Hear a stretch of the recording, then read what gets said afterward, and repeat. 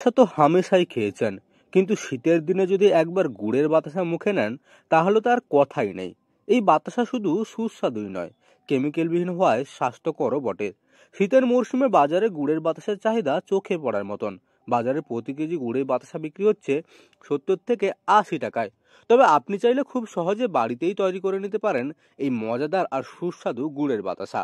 এই গুড়ের বাতাসা দিয়ে তৈরি করা যায় গুড়ের বাতাসার চা, গুড়ের বাতাসার পায়েস কিংবা পিঠে। স্বাদ আর গন্ধে ভরে উঠবে আপনার রান্নাঘর। এটা তৈরি হচ্ছে বলতে আমাদের খোলাতে চিনি দিয়ে একটু গুড় দিয়ে পাক করতে হয়।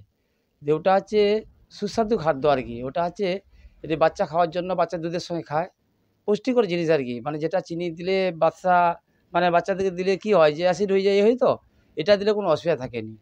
বুঝতে পারছেন? আর প্রচুর শরীর ঠান্ডা করে। এটা আমাদের ব্যবসা বলতে আমার আমার বয়স হলো আজকে ৬০ বছর। আজকে ব্যবসা করছি আমি ৪৫ বছর। এটা গুড়ের বাদশাটা বিক্রি করা হয় ৮০ টাকা করে। আর চিনি বাদশা বিক্রি হয় ৬০ টাকা করে। গুড় আছে, মানে গুড় ধরুন আপনার ৭০০ গ্রাম গুড় আছে, ৩০০ গ্রাম চিনি দিতে হবে ১ কিলো চিনিতে। ১ কিলো বাগে আরকি। দিলে বাদশাটা তৈরি হবে।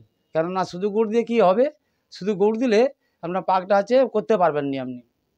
পূর্ব মেদিনীপুর জেলার পটাশপুর ১ ব্লকের অমরশী বাজারের পূর্ণেন্দু মাইতি এই গুড়ের বাতাসা বানিয়ে চলেছেন দীর্ঘদিন ধরে। তার হাতের ছোঁয়ায় তৈরি গুড়ের বাতাসা এখন জেলার বাজার মাতিয়ে তুলেছে। ৪ দশকেরও বেশি সময় ধরে তিনি গুড়ের বাতাসা তৈরি করে চলেছেন। দীর্ঘ অভিজ্ঞতায় তার তৈরি বাতাসার স্বাদও একেবারে অনন্য।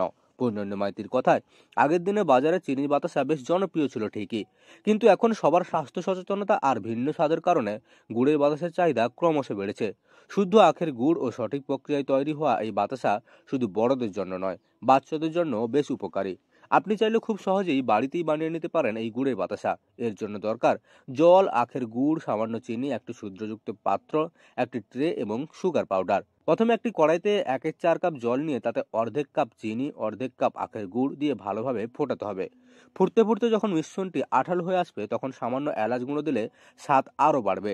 মিশ্রণটি ঠিক হয়েছে কিনা তা বুঝতে 2 আঙুলে নিয়ে দেখতে হয়। যদি জালের মতো বা সুতোর মতো টান পড়ে তাহলে বুঝতে হবে বাতাসা তৈরির পর্যায়ে মিশ্রণটি পৌঁছে গেছে। এরপর একটি ট্রেতে আগে থেকে ছড়িয়ে রাখা সুগার পাউডারের ওপর ছিদ্রযুক্ত পাত্র ব্যবহার করে একের পর এক ছোট ছোট গোলাকৃতি ঢেলে দিতে হবে।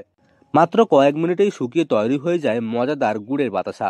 যে কোনো সময় নাস্তার তালিকায় রাখতে পারেন এই সুস্বাদু ঐতিহ্যবাহী বাতাসা। শীতের সকালে চায়ের সঙ্গে বাতাসা হলে স্বাদ হবে আরও দ্বিগুণ। আবার বিশেষ কোনো অনুষ্ঠানের মেনুতে রাখতে পারেন এই সুস্বাদু গুড়ের বাতাসার পায়েস। শুধু খাওয়ার জন্য নয়, গুড়ের স্বাদ ও গন্ধ ধরে রাখতে এই বাতাসা দিয়ে নতুন নতুন রেসিপিও তৈরি করা যায়। পূর্ব মেদিনীপুরের পলাশপুর থেকে মদন মাইতির রিপোর্ট, লোকাল 18 বাংলা।